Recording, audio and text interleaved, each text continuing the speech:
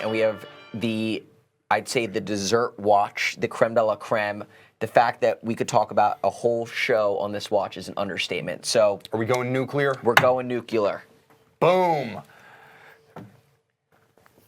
We are carpet bombing you with a broad swath of rose gold, 47.5 millimeters. This is the Greubel Forsey Double Tourbillon, 30 degrees. You can see two tourbillon cages coaxially located at 6 o'clock. There's an inner and there's an outer. Okay, the outer tourbillon rotates in 4-minute circuits, Breguet style, and I mean A.L. Breguet, not Breguet the brand. And then the inner tourbillon rotates in 1-minute circuits. 4 mainspring barrels stacked, operating in series, provide 120 hours of power reserve. The movement itself is over 38 millimeters in diameter, which means the movement by itself is bigger than a traditional Rolex Datejust. It's also a huge watch with macro graphics on its flank.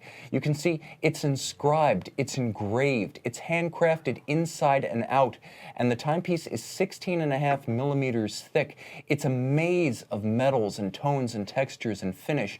It's built to be seen. That's why it's so large. It's not for the sake of bombast. It's so your eyes can touch and caress every single contour and surface. Note the plinth at center bearing the cannon pinion and the hands raised above the plane of the base plate itself. Note the architecture, and I do use the term architecture deliberately because it's like you're looking into the sculpted city of a master.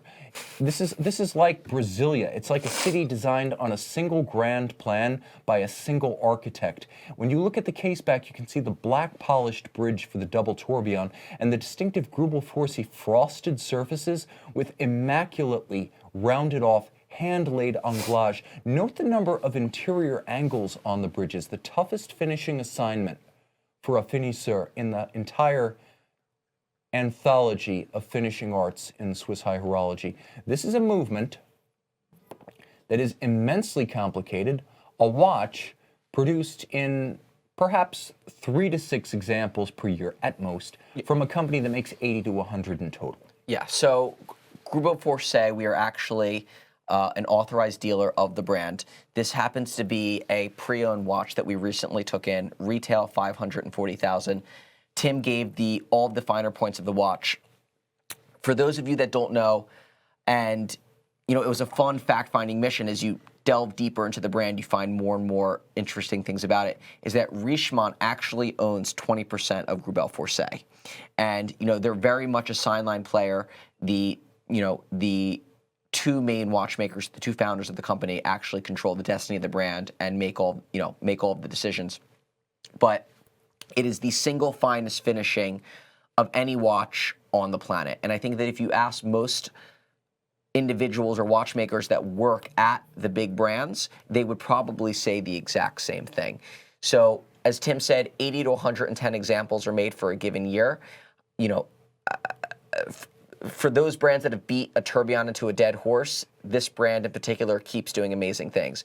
Many of you may not have been aware of the double tourbillon. I think that the most popular watch that's currently made that most collectors are aware of is the GMT that features the world at the bottom.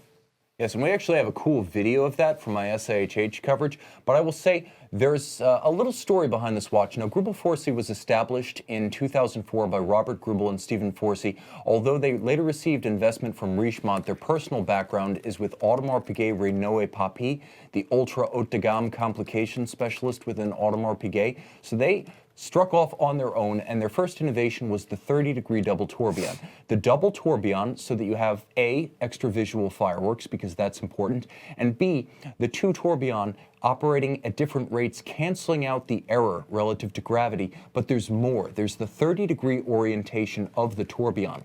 Why? Because if you read watchmaking texts, the average angle of a balance and a watch on the wrist is 30 degrees. By inclining the tourbillon at 30 degrees, they help to more precisely counter the effects of gravity in a wristwatch tourbillon application. Remember, the tourbillon was invented in 1795 by A.L. Breguet for pocket watches that sit at one orientation with respect to gravity.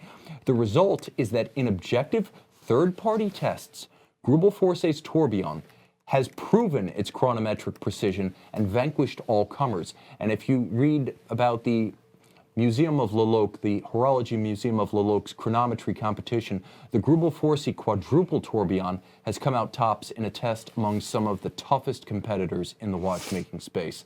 So not only does it look good, but this is real-world, state-of-the-art advancement of chronometry as a pursuit in and of itself in a watch for which visibility and finish is co-equally important. No compromise. That's Gruebel Forsey. And I think that, when you're spending this level of money on a watch, I'm not going to name names or brands, but sometimes you just don't see or feel that level of investment. When you look at this watch, number one, if you hold this watch up to any other watch, I would say of the price point, this watch blows your mind.